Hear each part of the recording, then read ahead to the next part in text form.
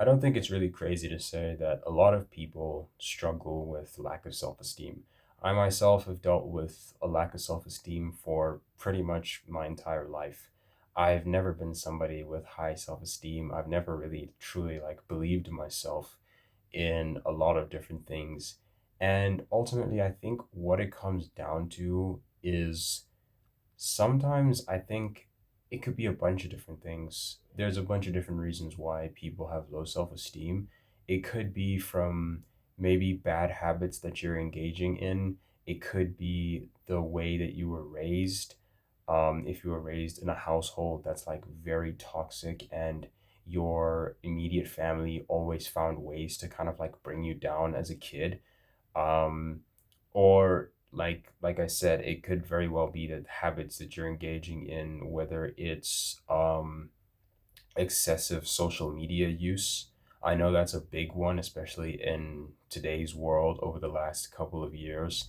Social media kind of like becoming huge and like super massive, and pretty much everybody and their grandma having TikTok and Instagram, I think has definitely contributed to low self esteem. Because when you're on TikTok and when you're on Instagram, you start seeing a lot of videos, even if you don't intend to, a lot of videos that you find in your feed are of people living way better lives than you. And they're showcasing their much greater, much beautiful, very lavish lives on social media. And I think that ultimately that does trigger something in your brain where it's like, why can't I be this person? Why can't I do these things that this person is doing? Why can't I achieve the same things that this person has achieved?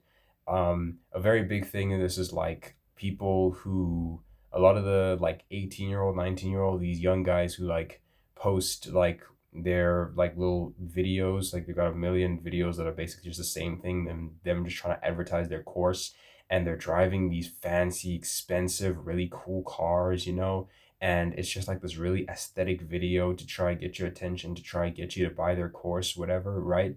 You start thinking to yourself, man, if only I could be like this person, if only I had this amount of money, because they're advertising that they're making $10,000 a month, escaping the matrix, all that stuff. You kind of start to feel bad about yourself because you're working a normal job. Maybe you don't even have any money. You're kind of still living with your parents. You don't make your own money quite yet. I'm in that situation right now. I don't really make my own money. I get pocket money every now and again from my parents, but I don't have money that I can really call my own. So I barely go out. I don't get to go out. And when I do go out, it's usually because I've saved some of the money that I received maybe from like 2 months ago or something. Like I'm very, very, the amount of money that I have like going in and out of my debit card is very, very like loose. Like there's like I never have a set amount of money going into my account every single month. It's very, very loose. Like it's really unpredictable. I could have 1,000, uh I guess in my country 1,000 rand, so that's like about 55 to maybe $60. um I could have that in June, but then in September I could only have like the equivalent of $3. Um, it's really unpredictable. I never know, right? And that kind of stresses me out a lot, and it makes me feel like I'm a bum, and I'm not really doing anything with my life. Even though I kind of know what I want to do, and I know exactly what path I'm meant to be following, and this is the right path that I'm meant to be taking, I still kind of feel like I'm not doing enough, or I'm a bum, or I'm behind everyone else.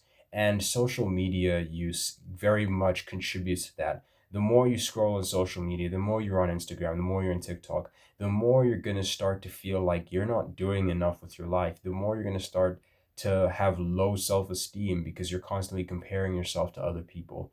So I think that something like a dopamine detox, like a social media detox to be specific, can definitely help in like raising your self-esteem and helping to improve your self-esteem. But another thing is just like it's just like try to remember that wherever you are in life right now, you're probably there for a reason.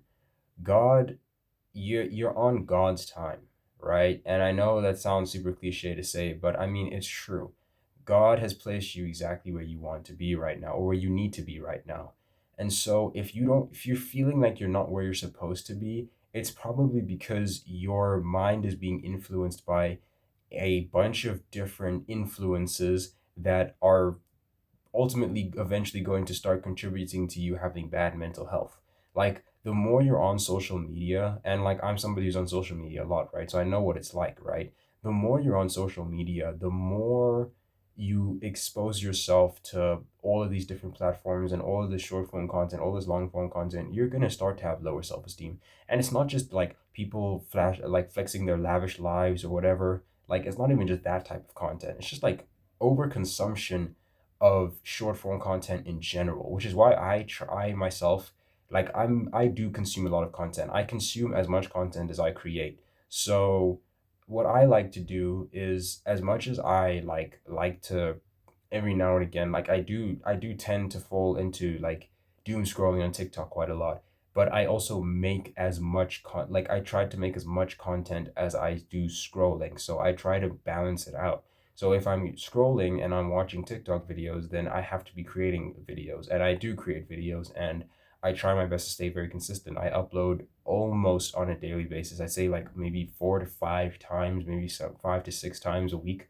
So I try my best to be super consistent on TikTok, in posting content. Since I'm scrolling so much, I have to find a way to balance it out. And that helps like negate a lot of the like the a lot of the issues that may come from like overconsumption of content on TikTok, like the low self-esteem. It helps to keep my self-esteem at a decent level.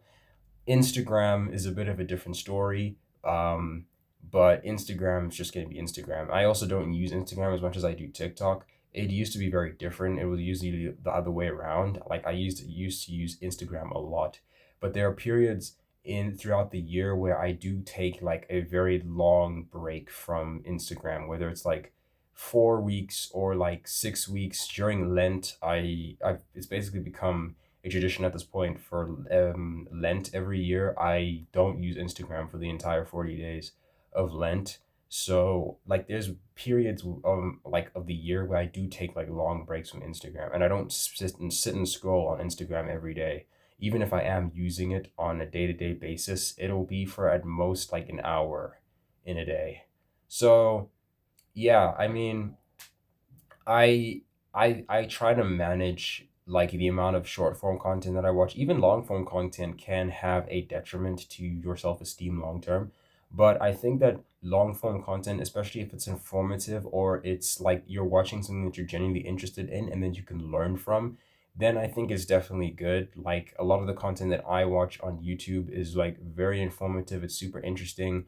A lot of it has to do with science, nature, philosophy, theology. So I do learn a lot from the content that I watch on YouTube, and it's all long form. I don't really scroll YouTube shorts. I'm pretty sure only kids do that. But yeah, just finding ways to like manage your self-esteem as somebody who has struggled with low self-esteem issues his entire life. I just try to like find ways to help improve my self-esteem and to remind myself that like at the end of the day you're not falling behind, you're not like it's not the end of the world for you. Like I'm only 20 years old, I still have so like my life has pretty much just begun. Like I still have so much that I'm going to do, that I want to do, and that I hope to achieve over the course of my entire life, and there's still a lot of time for me. So I'm not going to give up. I'm not going to be sit here and say, oh, it's over for me, I'm a failure just because I dropped out of university, or that I wasn't the best academically in high school. I didn't get straight A's.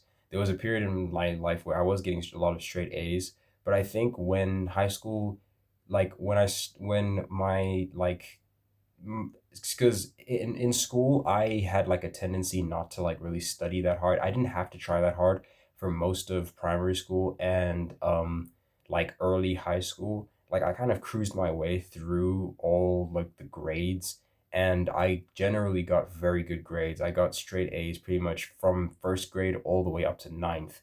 I was just getting straight A's. I was a very, very strong student academically. And then when I got to 10th grade, when things started to intensify, I kind of couldn't rely on my like procrastination study at the last minute technique anymore. And I actually had to try a little bit. And I've always been somebody who's like not really like hard work. I'm more so like talent, using talent to kind of cruise through everything. And it worked for a while, but then it kind of gave up on me eventually because because talent can only take you so far. And I know it's crazy to say, but I will also say this, that talent, I think the average talented person is much better than the average hardworking person. I think that the average talented person can go way further than the average hardworking person. Now, if you're on the extreme ends of either spectrum, then I definitely do think that the person who works harder could definitely achieve more. But if we're just talking like the average one, like average talent versus average hard work, I would take average talent every single day. So, yeah, I think the importance of maintaining good self esteem is essential for us to maintain good mental health. Like, self esteem is like one of the like one of the strong fundamentals of having good mental health. Strong self esteem, you don't really have much of anything. You're just kind of like a person, a shell of the person that you want to be or the person that you believe you are, kind of just lumping and walking around through life, not really doing anything, not really experiencing anything, and not like living life to the absolute fullest. So, yeah, I think it's important for us as human beings just to have really good self esteem. I think self esteem is incredibly important because if you don't have self esteem, you don't really have much of anything. You're not going to have discipline, you're not going to have motivation. You're just not going to believe that you can achieve anything that you put your mind to. And I think that that's a serious detriment to our society.